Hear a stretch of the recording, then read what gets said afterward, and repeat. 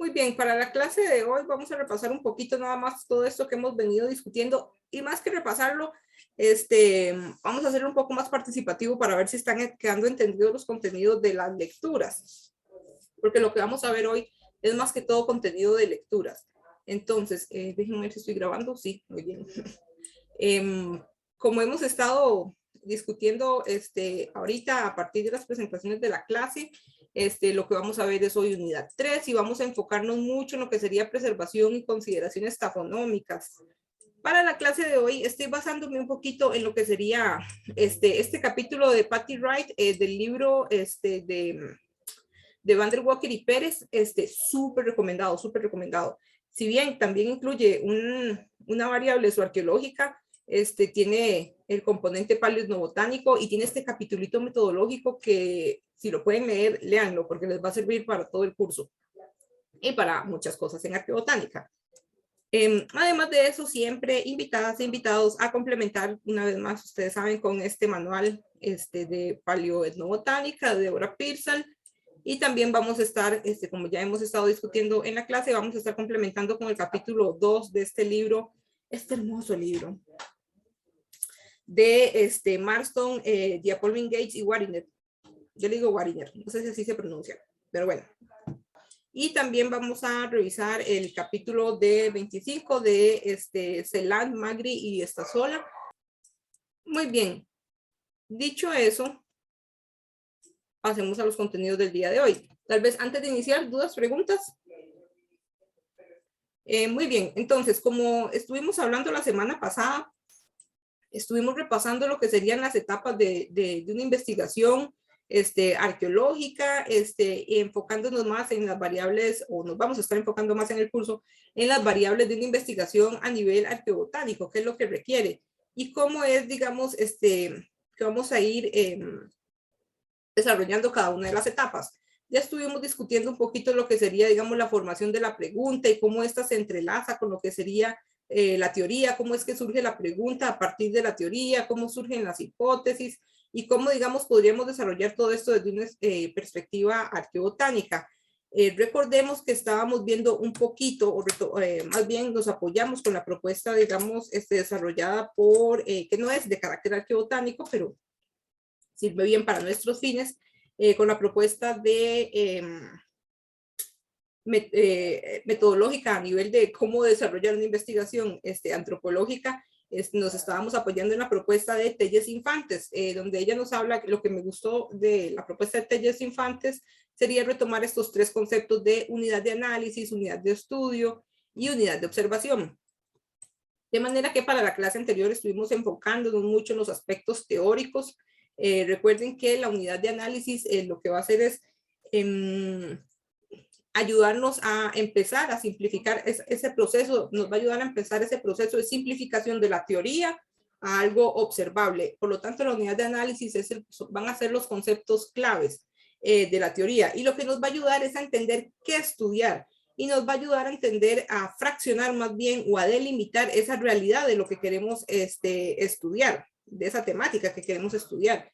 En el caso de la semana pasada estuvimos discutiendo qué estudiar desde una perspectiva muy, muy específica, como serían los temas de subsistencia. Sin embargo, hay una amplia variedad de temas, como vamos a ver en la unidad 4, respecto a cómo estudiar, una amplia variedad de temas de lo que puede estudiar, perdón, la arqueobotánica, una arqueobotánica con una perspectiva más actual, podríamos decirlo.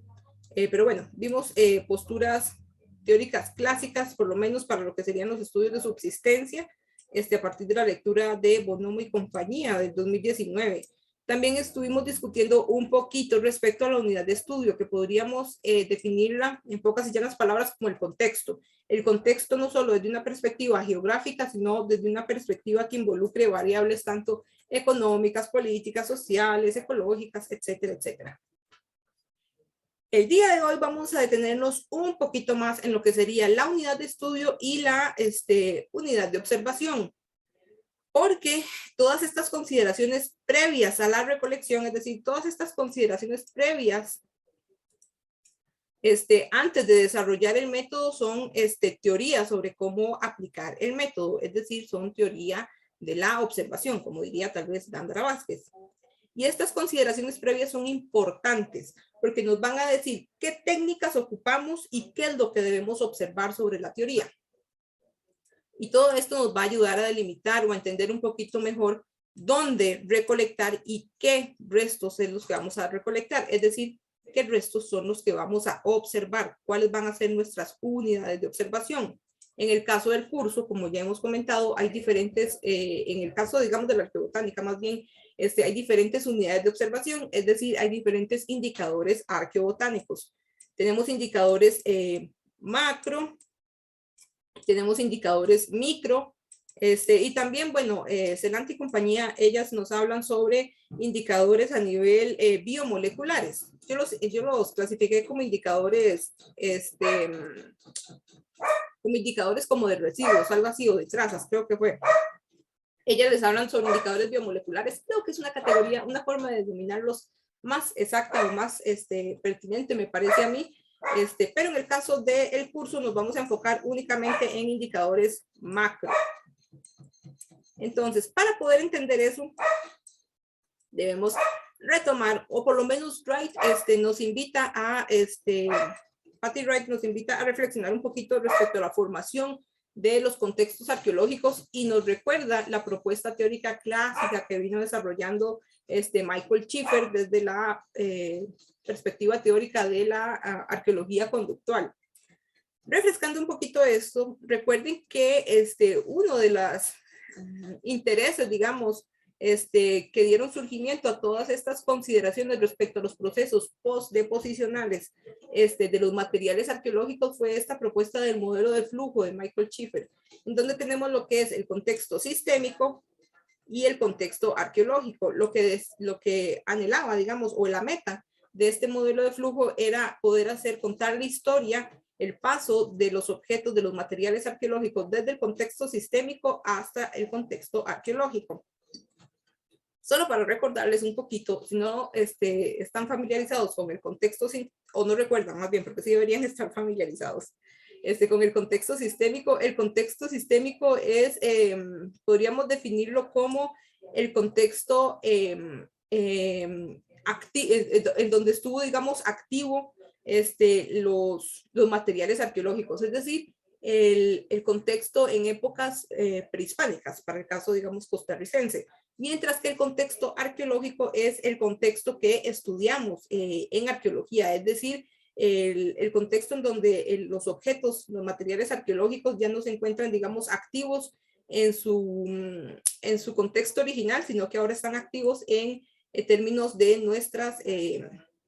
en términos, digamos, temporales más actuales, es decir, en términos en donde la arqueología es la que estudia.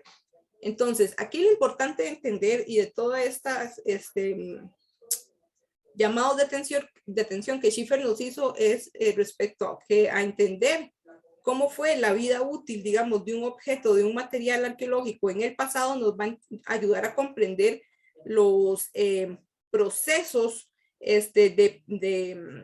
los procesos o los términos bajo los cuales un objeto o un material arqueológico llega a un contexto arqueológico, es decir, bajo qué condiciones de preservación y bajo qué razones fue que llegó ese material a ese contexto arqueológico.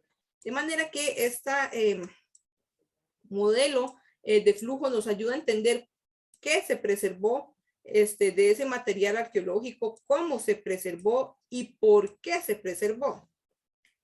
Y aquí podemos remitirnos a estas categorías de cómo llegan, digamos, los restos arqueobotánicos a un contexto arqueológico, que nos hablaba Daphne Gallagher. Ella nos hablaba de que los objetos arqueológicos, los restos arqueobotánicos llegan a los contextos arqueológicos, ya sea de manera directa, antropogénicamente hablando, es decir, que hay una intencionalidad de selección de esos plantas, de manera indirecta a nivel antropogénico, es decir, que llegan de manera no premeditada a los contextos arqueológicos, y también de manera no antropogénica, que quiere decir que los restos paleobotánicos han llegado al contexto arqueológico por razones naturales o ambientales, podríamos decirlo. A esto se suma también, bueno, tal vez antes de pasar a eso, podemos visualizar esto un poquito más a partir del ejemplo, un ejemplo que siempre me gusta retomar de una lectura que es viejita, pero que no sé por qué me atrapó, me encanta, que es una lectura de Emma Harvey y Dorian Fuller. Este es el nombre del artículo. Que en realidad, digamos, lo que hacen es una propuesta, digamos, parten de principios etnográficos o etnoarqueológicos para poder entender el procesamiento de ciertos granos. De manera que lo que hacen ellas es reconstruir prácticamente el interés, digamos, de hacer este modelo es reconstruir no solo los procesos de las etapas de procesamiento de los granos, sino que podríamos decir lo que quieren hacer es reconstruir el contexto sistémico. Es decir, cuando estuvieron digamos, en una vida útil de esos granos. Entonces, aquí si retomamos la propuesta, nada más una de las figuritas, digamos, de las reconstrucciones que Harvey y Fuller desarrollan en este artículo. Aquí, en este esquema, vemos que hay varias etapas de procesamiento de los granos. En el caso de este esquema, ellos hacen el ejemplo con el arroz. Bueno, aquí dice arroz. Entonces, las investigadoras lo que hacen es retomar estas etapas de procesamiento desde la cosecha hasta, digamos, la separación de la cascarita del arroz, cómo le quitan, digamos, la cascarita del arroz y lo dejan únicamente en grano. Noten aquí que toda esta propuesta de etapas, denme un momentito aquí para borrar, toda esta propuesta de etapas de procesamiento es lo que podríamos llamar el contexto sistémico, es decir, el contexto cuando estuvo activo o en su vida útil, digamos, el material arqueológico, que en este caso sería el material arqueobotánico.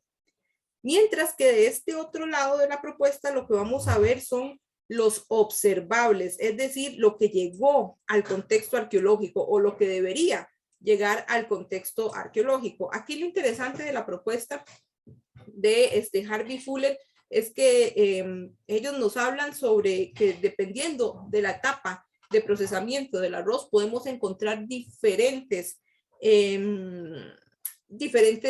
restos arqueobotánicos. Por ejemplo, para esta etapa de cosechamiento, para esta etapa de cosecha podemos encontrar, por ejemplo, restos macro y restos micro, mientras que para la etapa de separación, digamos, de la cascarita del arroz, podemos encontrar tantos restos también macro como micro. En el caso de la publicación, pues ellos abordan más que todo restos macro, a nivel de semillas y restos micro a nivel de fitolitos. El punto aquí es que dependiendo de la etapa van a haber ciertos partes de la planta que se preservan y ciertas partes de la planta que se descartan. Por ejemplo, en la parte de cosecha vamos a encontrar la planta completa, mientras que en esta parte, digamos, de desgranado, podríamos decirlo, vamos a separar lo que sería los granitos del arroz de la planta de arroz, mientras que en esta etapa, por ejemplo, de estas etapas podríamos decirlo de más que todo de separación del granito del arroz de la cáscara también. Aquí vamos a ver que ya hay partes de la planta que no deberíamos encontrar y que nos vamos a enfocar únicamente en ciertas partes de la planta. Aquí el punto de lo que deberíamos ir reflexionando hasta el momento es que, y que como ustedes bien pudieron leer en la lectura desde la lectura casi que de Bouchot que hicimos la semana pasada hasta las lecturas de hoy con Celant y compañía y con Gallagher, es que los restos arqueobotánicos llegan a los contextos arqueológicos por diferentes variables, tanto humanas como naturales, y la forma, el estado en el que llegan a los contextos arqueológicos va a depender tanto de variables humanas como variables naturales. Y todo eso es lo que tenemos que intentar de descifrar a la hora de poder hacer una investigación en arqueobotánica. ¿Por qué? Porque el hecho de que registremos cierta parte de una planta no quiere decir automáticamente que sea producto de actividad humana. Pueden haber variables naturales de por medio que que generaron, digamos, que ese resto paleobotánico llegara al contexto arqueológico. Y yo sé que tal vez hasta aquí la cuestión puede estar poniéndose un poquito difícil de entender, pero podemos hacer un breve ejercicio mental respecto a condiciones más modernas, que es las que nos ayudan a entender un poquito este ejercicio, digamos, de razonar qué es el desecho que yo debo esperar en un contexto arqueológico, dependiendo del tipo de práctica o actividad humana que estamos registrando. Pensemos un poquito esto respecto, por ejemplo, a un restaurante en la actualidad. Pensemos en un restaurante de hamburguesas. Pensemos qué es lo que se hace en ese restaurante de hamburguesas, qué se almacena en ese restaurante de hamburguesas y qué se desecha. Y noten que estas preguntas van a cambiar dependiendo del área del restaurante en la que estemos trabajando. Entonces, por ejemplo, si estamos pensando aquí en la cocina, ¿qué es lo que vamos a encontrar almacenado para poder hacer esas hamburguesas en una cocina? Es correcto, vamos a encontrar tomate, vamos a encontrar lechuga, vamos a encontrar la carne, vamos a encontrar queso, vamos a encontrar papas, si es que están acompañándolas, digamos, de papas.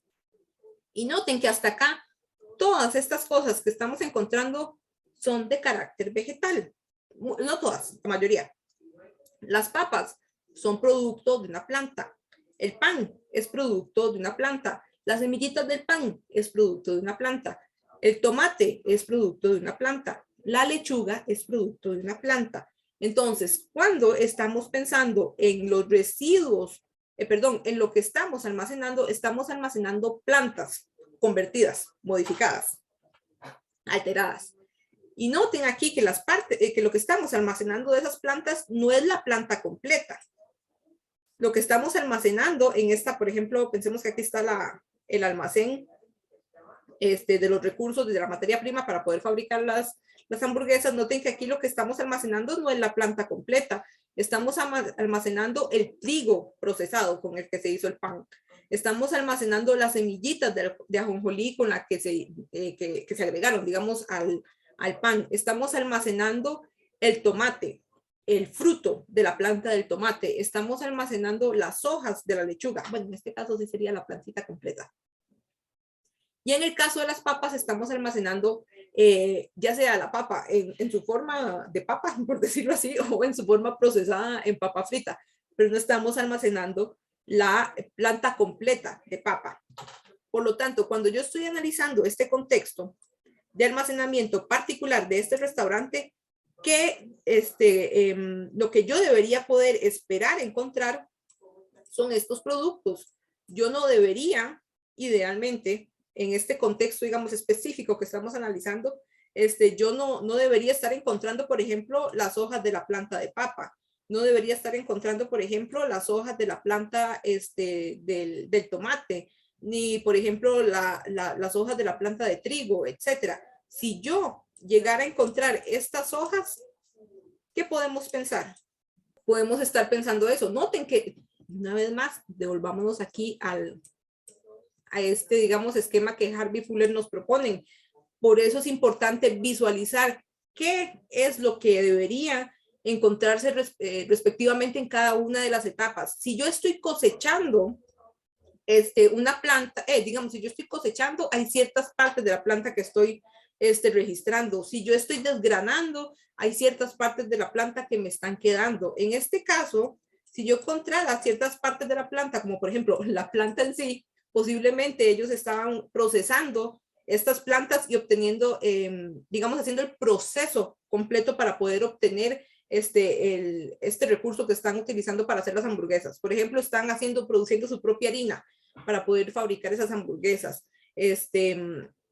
O por ejemplo, si estuviera la planta de tomate, ellos están produciendo el propio tomate para poder fabricar esa hamburguesa. Entonces ya esto de por sí, este escenario en donde hay o no hay ciertas partes de las plantas nos está diciendo claramente qué tipo de actividades estaban desarrollando.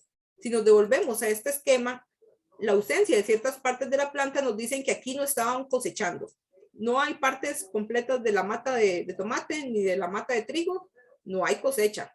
No hay ciertas partes de la planta de la mata de tomate y de trigo, No hay por ejemplo, separación del grano del trigo para hacer el pan. Aquí lo que estamos encontrando es únicamente el producto ya procesado, listo para utilizarse para otras etapas, digamos, si nos devolvemos acá, para otras etapas de la preparación. Estamos en pocas y llanas palabras, y si nos remitimos a este modelo de Schiffer, estamos viendo que esta etapa de la obtención está ausente del contexto arqueológico, bueno, del contexto que estamos estudiando, de manera que nos da luces respecto a las actividades que se pudieron estar desarrollando. Estamos viendo un contexto en donde se están dando este tipo de actividades de preparación.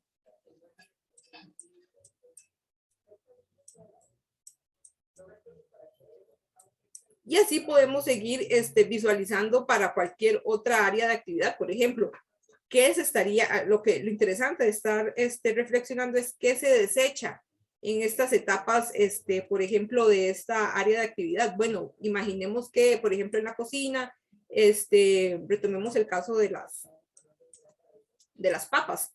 Por ejemplo, las papas, está llegando el fruto de la papa. Bueno, eso no es un fruto. Está llegando la raíz, digamos, de la planta de la papa, es decir, la papa en sí está llegando y ellos lo están procesando para darle forma de papa frita. Y entonces por aquí, si ustedes registran el basurero de la cocina, van a encontrar las cáscaras de papa y tal vez algunas papas. Mientras que si ustedes registran los basureros, por ejemplo, de la zona del restaurante, ¿ustedes esperarían encontrar la papa completa?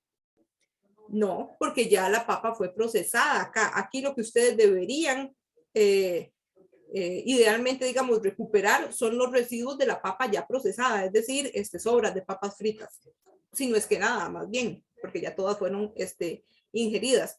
Y así podemos ir, digamos, desarrollando o afinando esta lógica respecto a qué se desecha y qué es, digamos, la parte de la planta que se está utilizando.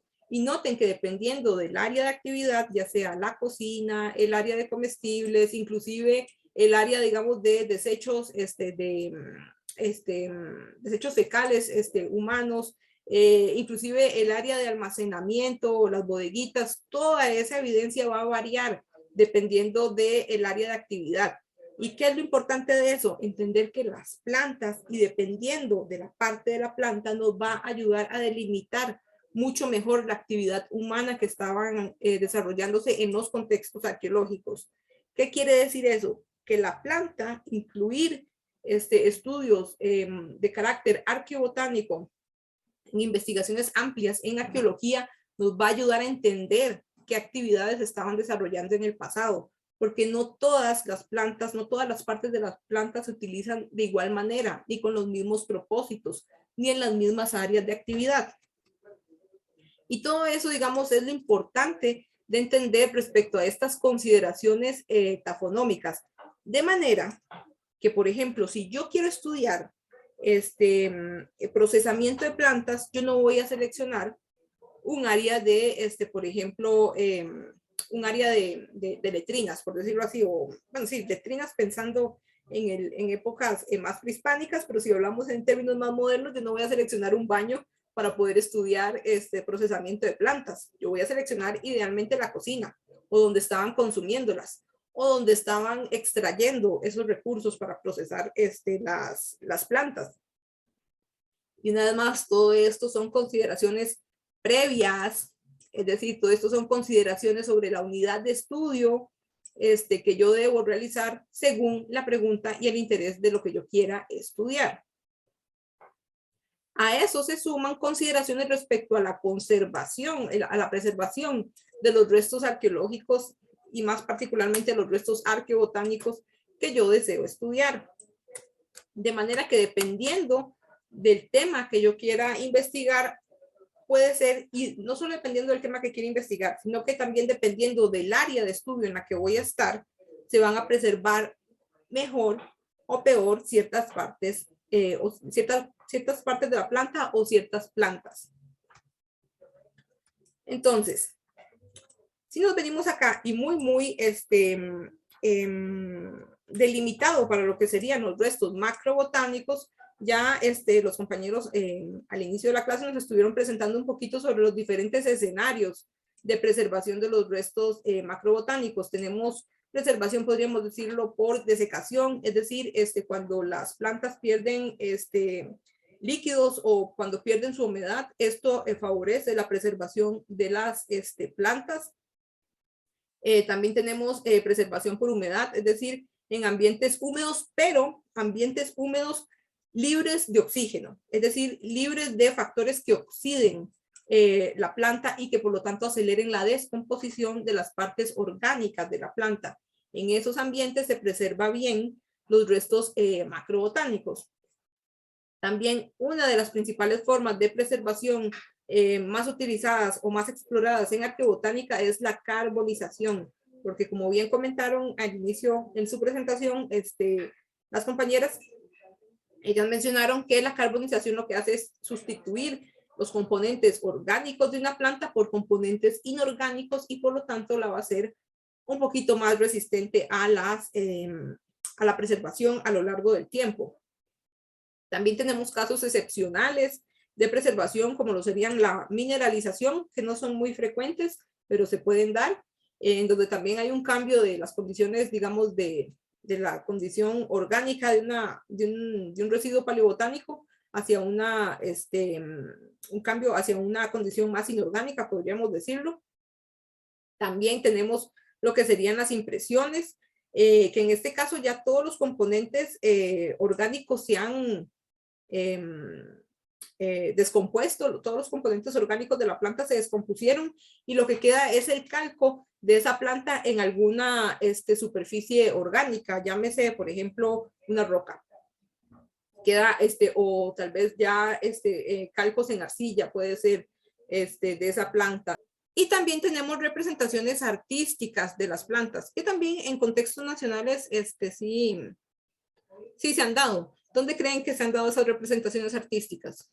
Muchas de las representaciones artísticas que hasta el momento yo recuerdo de restos, digamos, vegetales, podríamos decir, se hacen en vasijas. No tanto, digamos, a nivel como de dibujarlas, sino también inclusive a veces la forma de la vasija asemeja a cierto tipo de plantas.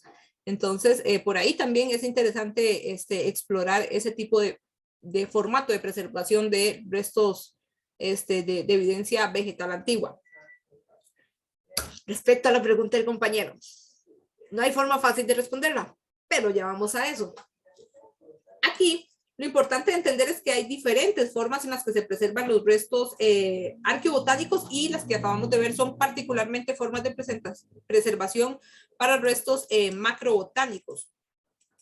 Pero además de esto, hay una serie de variables que convergen para saber, para ayudarnos a entender dónde es que se preservan o dónde se conservan mejor los restos arqueobotánicos. Y dependiendo mucho también del tipo de resto que queramos estudiar, hay ciertas condiciones que van a favorecer o no la preservación de ese indicador arqueobotánico. Entonces, de lo que ustedes leyeron de Celant y compañía y de Gallagher, ¿ustedes creen que en los ambientes más húmedos o menos húmedos ¿cuáles son los ambientes más bien que van a favorecer la preservación de los restos? ¿Van a ser ambientes húmedos? ¿Van a ser ambientes alcalinos? ¿Van a ser ambientes ácidos, etcétera, etcétera? Entonces, aquí lo que vamos a ver es que correctamente los restos macro, aquí lo estoy poniendo de este lado porque aquí están los restos macro. Los restos macro más bien se van a preservar mejor en condiciones donde hayan menos actividad de bacterias, menos actividad de erosión,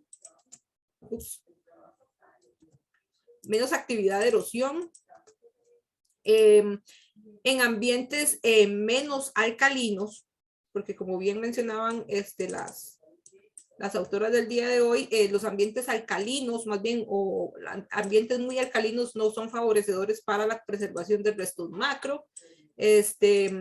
También en ambientes anaeróbicos, es decir, en ambientes más anaeróbicos, perdón, en donde no hay mucha presencia de oxígeno, van a favorecer la preservación de los restos macrobotánicos porque no hay oxígeno que favorezca condiciones de oxidación de la materia orgánica de estos restos.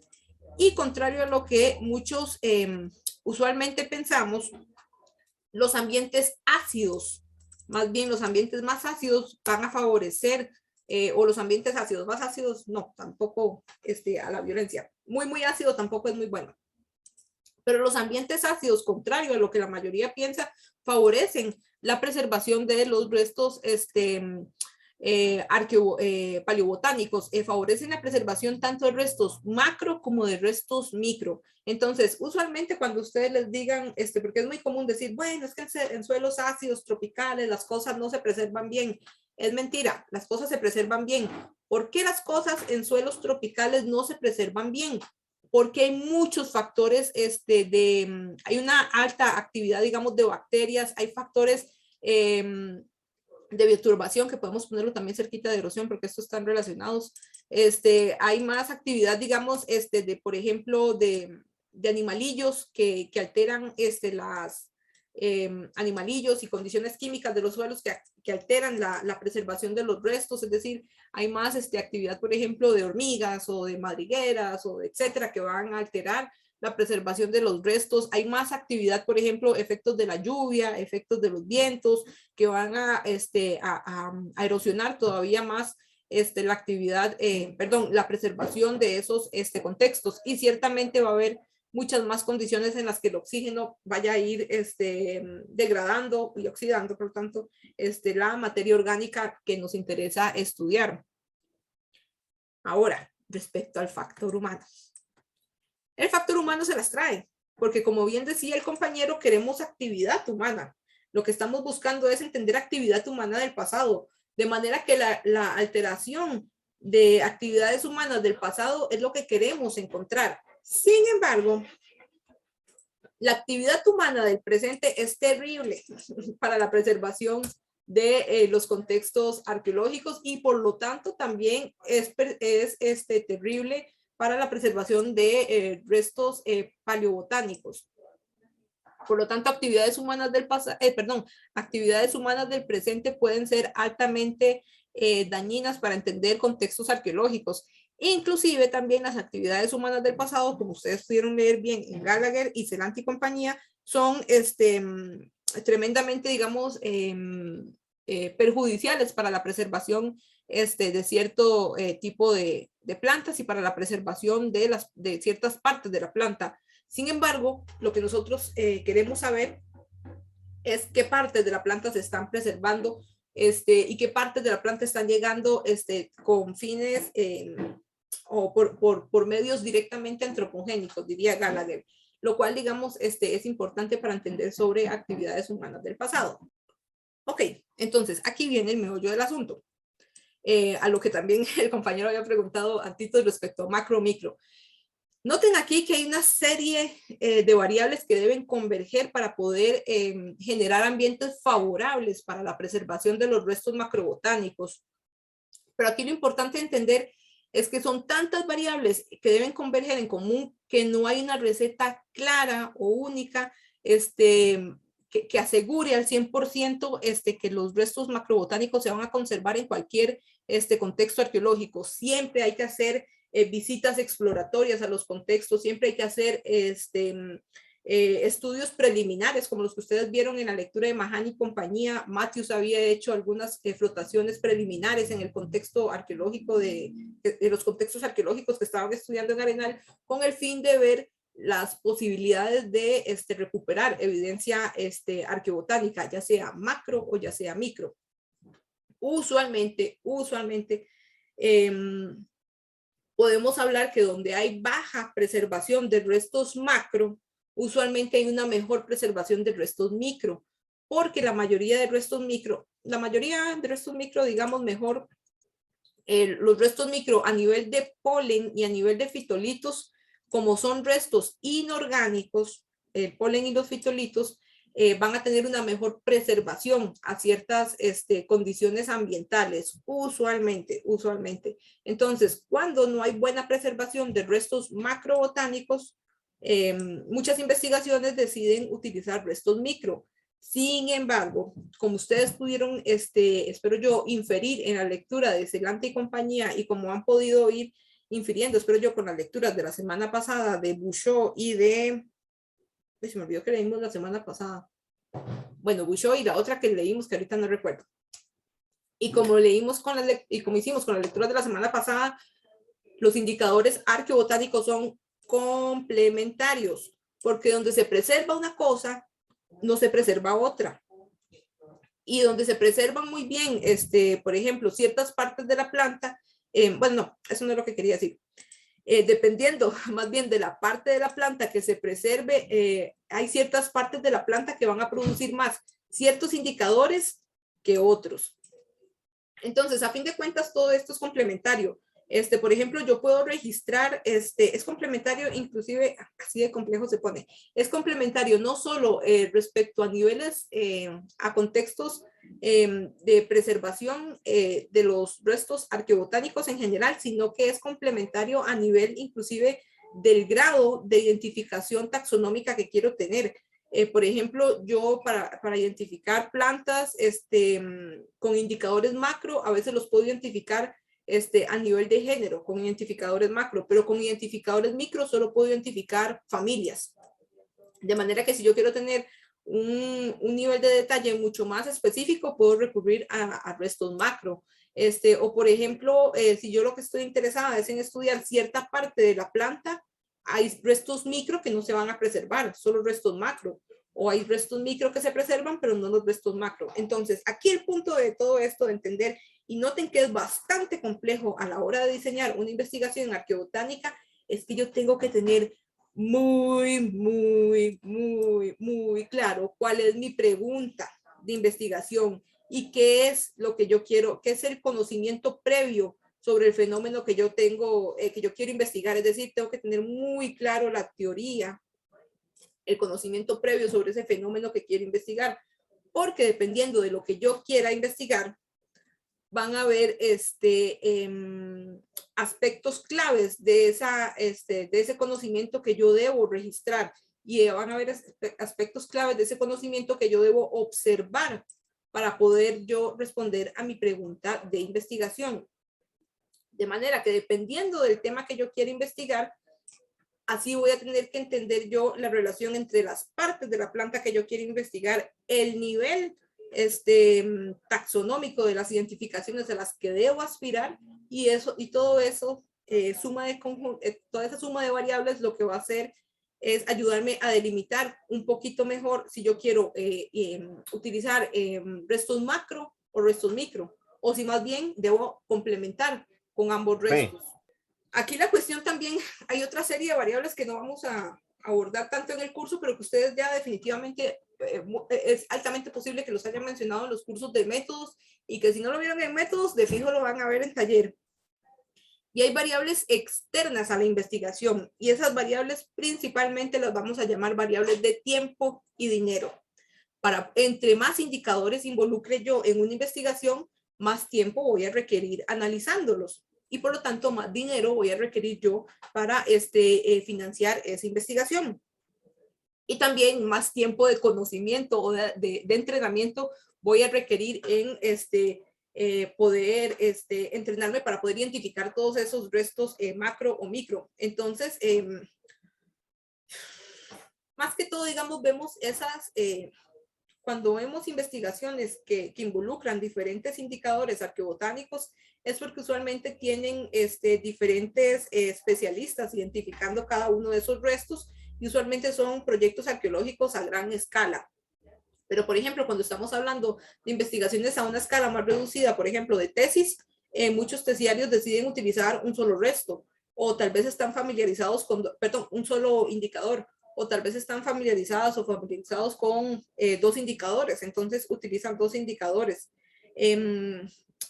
Pero si utilizo un solo indicador o si utilizo muchos indicadores, va a depender mucho de la pregunta, en primer lugar, y número dos, de los recursos a nivel de tiempo y dinero con los que cuente. Entonces, no es, una vez más, variables que uno debe meditar antes de diseñar la investigación.